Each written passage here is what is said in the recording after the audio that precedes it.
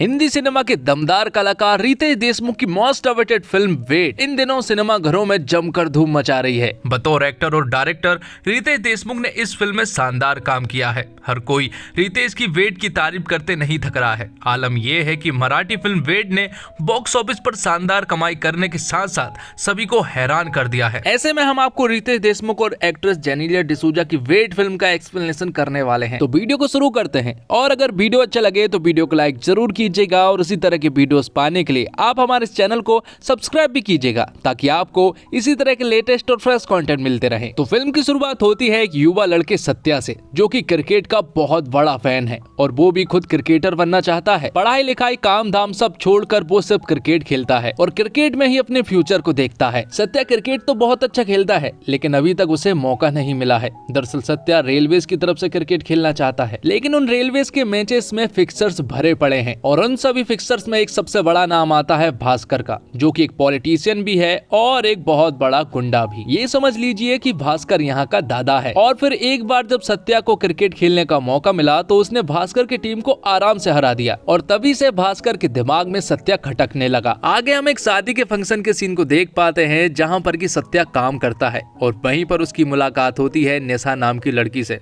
जब सत्या ने उसे पहली बार देखा तो उसे पहली नजर वाला प्यार हो जाता है निशा से। तो यहाँ पर थोड़े कंफ्यूजन और थोड़े कॉमेडी के साथ फिल्म आगे बढ़ती है, लेकिन आगे चलकर निशा और सत्या एक दूसरे को पसंद करने लगते हैं। और जब एक दिन निशा और सत्या साथ में होते हैं तो यहाँ पर भास्कर उन दोनों को देख लेता है। अब क्योंकि उसे तो सत्या से पहले से ही बदला लेना था और यहाँ पर कहीं ना कहीं निशा भी उसे पसंद आ गई थी, इसलिए भास्कर जो है वो निशा के फादर के पास चला जाता है और उसे सत्या के बारे में बता देता है। साथ ही वो उसके पिता को भड़का देता है कि सत्या अच्छा इंसान नहीं है और वो आपकी लड़की को यूज कर छोड़ देगा, इसलिए उसके पिता निशा को घर में बंद कर देते हैं। साथ ही निशा के फादर भास्कर से कहते हैं कि वो जाकर सत्या को डरा धमकाकर समझाए कि वो निशा से दूर रहे, लेकिन यहाँ पर भास्कर के दिमाग में तो कुछ और ही चल रहा था। वो तो सत्या को मारना चाहता था और भास्कर जब ये बात अपने साथी को बता रहा होता है तो निशा ये सब कुछ सुन लेती है, जिसके बाद निशा तुरंत ही अपने घर से भाग जाती है और फौरन सत्या के पास पहुंचती है। अब क्योंकि निशा को भास्कर की प्लानिंग के बारे में सब कुछ पता चल गया था, इसलिए वो सत्या को लेकर अपने पिता के पास जाती है, जो कि नेवी के कैप्टन है और वो ताज होटल में रुके हुए हैं। तो निशा सत्या को लेकर ताज होटल जाती है और 606 रूम में सत्या को छोड़ देती है और अपने पिता से मिलने के लिए जाने लगती है।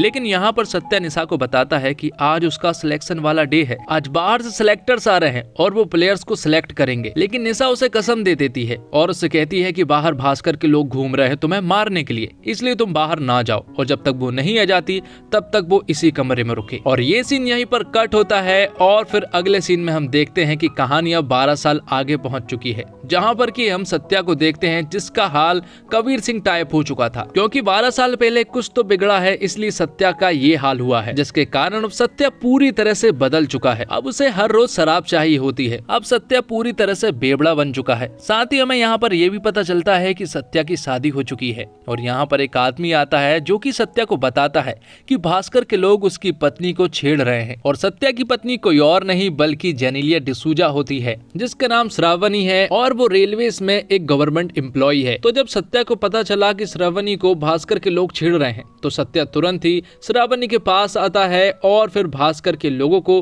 बेरहमी से मारने लगता है। लेकिन इन सब का परिणाम ये हुआ कि सत्या को पुलिस अरेस्ट कर लेती है। अब क्योंकि भास्कर तो एक पॉलिटिशियन है इसलिए उसके आदमी तो बच जाते हैं, लेकिन यहाँ पर पुलिस वाले सत्या को जेल में बंद कर देते हैं। थोड़ी देर के बाद यहाँ पर श्रावणी आती है जो कि बताती है कि उन लोगों ने उसके साथ छेड़छाड़ की। तो पुलिस वाले भी उसका केस दर्ज कर लेते हैं, लेकिन एक रात तो सत्या को हवालात में गुजारनी ही पड़ेगी। ये सुनकर श्रावणी तुरंत ही केस को वापस ले लेती है और अपने पति को यानी कि सत्या को छुड़ाकर अपने घर वापस ले जा लेती है। तो सत्या के इन सारे कामों से उसके पिता काफी परेशान हैं और वो श्रावणी से कहते हैं कि उसने सत्या से शादी ही क्यों की। लेकिन श्रावणी सत्या से बहुत प्यार करती है। हालांकि उनकी शादी को 7 साल हो चुके हैं, लेकिन अभी तक सत्या श्रावणी से ठीक ढंग से बात भी नहीं करता है। लेकिन इन सब चीज से श्रावणी को रत्ती भर भी फर्क नहीं पड़ता है कि उसका पति उससे ठीक ढंग से बात नहीं करता है या फिर वो उससे प्यार नहीं करता है। जबकि जब सत्या की गलती भी होती है तब भी श्रावणी सत्या का ही साथ देती है। दरअसल श्रावणी का जो मायका है वो सत्या के घर के जस्ट बाजू में है, जहाँ पर उसके माता पिता भी श्रावणी को बहुत चिल्लाते हैं क्योंकि उसने ऐसे आदमी के साथ शादी की जो कि पूरी तरह से बेवड़ा है और काम काम धाम भी कुछ नहीं करता है और यहाँ तक कि श्रावणी तो उसे रोज दारू पीने के लिए पैसे भी दिया करती है। अब आप लोग सोच रहे होंगे कि आखिर श्रावणी सत्या से इतना प्यार क्यों करती है। तो यहाँ पर हमें एक फ्लैशबैक की एक स्टोरी सुनाई जाती है जिसमें कि हमें सत्या और श्रावणी को स्कूल में दिखाया जाता है जो कि साथ में पढ़ते हैं। दरअसल श्रावणी सत्या को बचपन से जानती है और वो सत्या से बेइंतहा प्यार भी करती है। श्रावणी तो सत्या के साथ तब भी परछाई की तरह साथ थी जब सत्या उसे नोटिस भी नहीं किया करता था, लेकिन श्रावणी तब भी उतना ही सत्या से प्यार किया करती थी। लेकिन फिर एक दिन श्रावणी को निशा के बारे में पता चलता है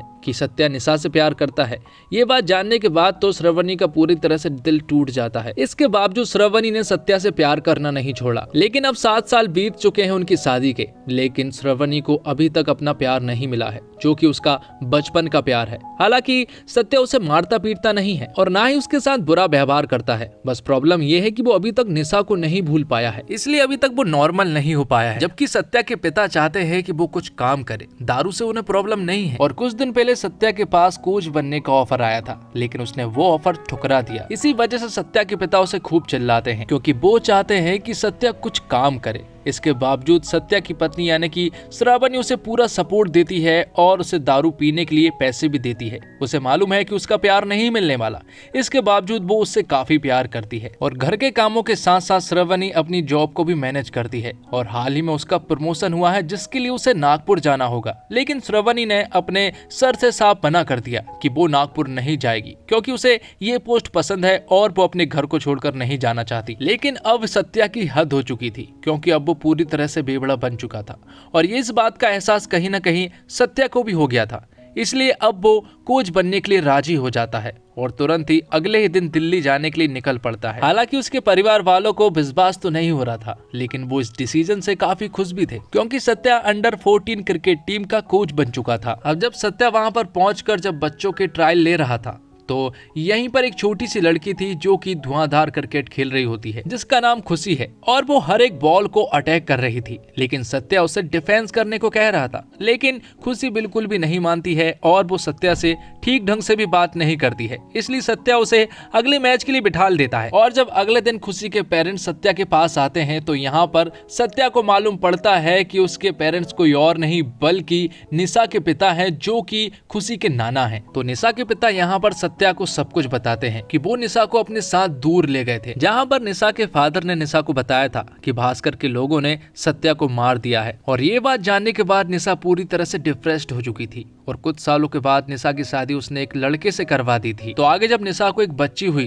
तो उसने पहले ही प्लान बना लिया था कि उसकी बच्ची एक क्रिकेटर बनेगी और वो क्रिकेटर अब कोई और नहीं बल्कि खुशी ही है। साथ ही यहाँ पर निशा के फादर उसे ये भी बताते हैं। और फिर कुछ दिनों के बाद एक कार एक्सीडेंट में उन दोनों की ही मौत हो गई थी। अब ये सब कुछ जानने के बाद सत्या खुशी को तुरंत ही अपने घर ले आता है और यहीं से उसको ट्रेनिंग देता है। और जब ये बात सत्या के पिता को मालूम पड़ती है कि खुशी निशा की बेटी है तो वो उसे खूब चिल्लाते हैं और कहते हैं कि उसे यहाँ पर नहीं लाना चाहिए था क्योंकि श्रावणी को बुरा लग सकता है। लेकिन इन सब के बावजूद श्रावणी को 1% भी बुरा नहीं लगता है, बल्कि वो तो उसे बेटी की तरह ट्रीट करने लगती है। हालांकि उसे ये बात मालूम है कि वो निशा की बेटी है, लेकिन उसे इन बातों से कोई भी फर्क नहीं पड़ता है। तो खुशी के आ जाने के बाद से अब घर का माहौल बदलने लगा था, सभी लोग खुश रहने लगे थे, यहाँ तक कि सत्या भी बदलने लगा था और वो भी खुश रहने लगा था। लेकिन श्रावणी को ऐसा लग रहा था कि सत्या कहीं ना कहीं खुशी के आ जाने के बाद से एक्टिंग कर रहा है, क्योंकि जैसे वो पहले रहा करता था अब वो पहले जैसा नहीं रहा। तो यहाँ पर श्रावणी सत्या से कहती है कि अब खुशी हमारे साथ मैच्योर हो चुकी है,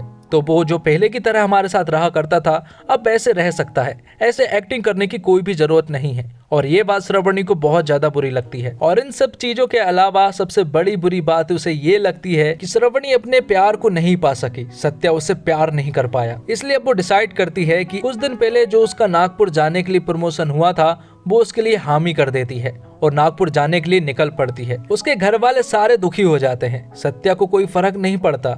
हालांकि वो उसे रेलवे स्टेशन तक छोड़ने के लिए आता है, लेकिन वो उसे रुकने के लिए नहीं कहता। तो श्रावणी उससे कहती है कि ना तो तुम्हें अपना प्यार मिला और ना ही मुझे, क्योंकि मैं एक ऐसे गलत प्लेटफॉर्म पर खड़ी हूँ जहाँ पर वो ट्रेन आने ही नहीं वाली।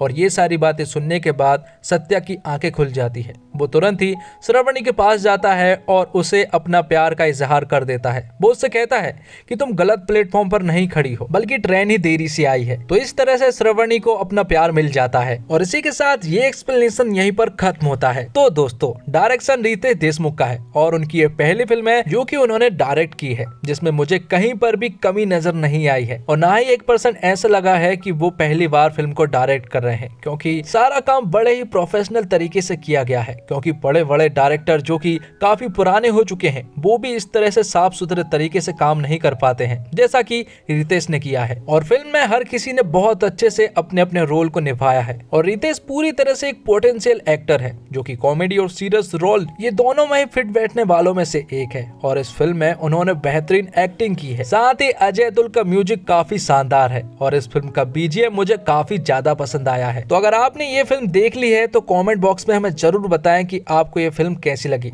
तो इसी के साथ ये एक्सप्लेनेशन यहीं पर खत्म होता है। तो दोस्तों, उम्मीद करता हूँ आपको ये वीडियो पसंद आई होगी। वीडियो अगर पसंद आई हो तो वीडियो को लाइक जरूर कीजिएगा और इसी तरह के वीडियोस पाने के लिए आप हमारे इस चैनल को सब्सक्राइब भी कीजिएगा, ताकि आपको इसी तरह के लेटेस्ट और फ्रेश कंटेंट मिलते रहे। और साथ ही अगर आप इस फिल्म को देखना चाहते हैं तो डिस्क्रिप्शन बॉक्स में दिए हुए लिंक पर क्लिक करें और इस फिल्म को आसानी से वॉच करें। तो मिलते हैं एक और वीडियो के साथ, तब तक के लिए जय हिंद, जय भारत, जय श्री राम।